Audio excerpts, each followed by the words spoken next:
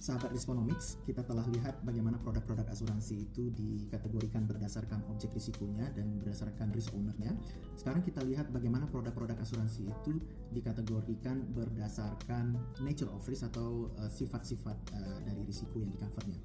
Berdasarkan nature of risk ini, kita bisa mengkategorikan produk-produk asuransi itu menjadi 4 kelompok besar, yaitu apa yang disebut sebagai property and casualty, kadang juga disebut sebagai non-life atau general insurance atau asuransi umum.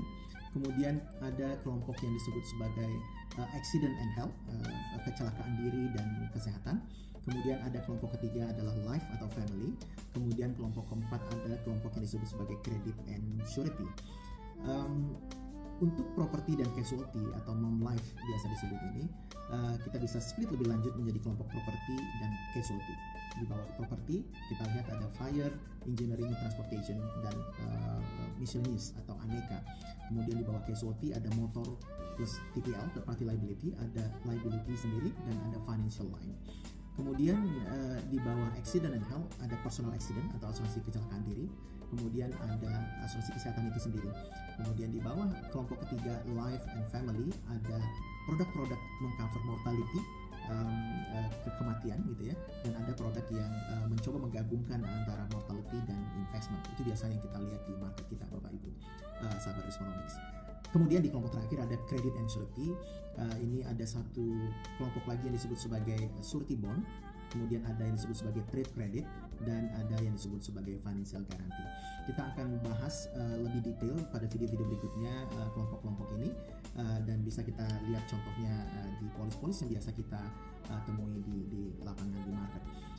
Kelompok property and casualty ini harus diasuransikan melalui perusahaan asuransi umum atau asuransi general gitu ya.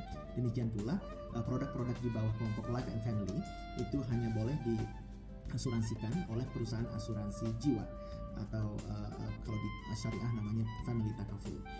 Sementara itu produk-produk yang berada di kelompok accident and health itu boleh di-cover, polisnya diterbitkan oleh perusahaan asuransi jiwa dan juga oleh perusahaan asuransi umum.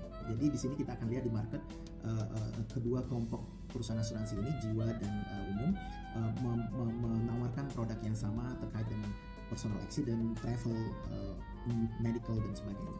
Sementara itu di kelompok kredit dan surety ini adalah kelompok yang cukup spesifik ya, dan tidak semua bisa mengcover. Umumnya produk-produk seperti ini di-cover oleh perusahaan guarantee company atau di Indonesia kita sebut sebagai penjaminan company gitu ya, seperti Jamkrindo dan Jamkrida gitu ya. Kemudian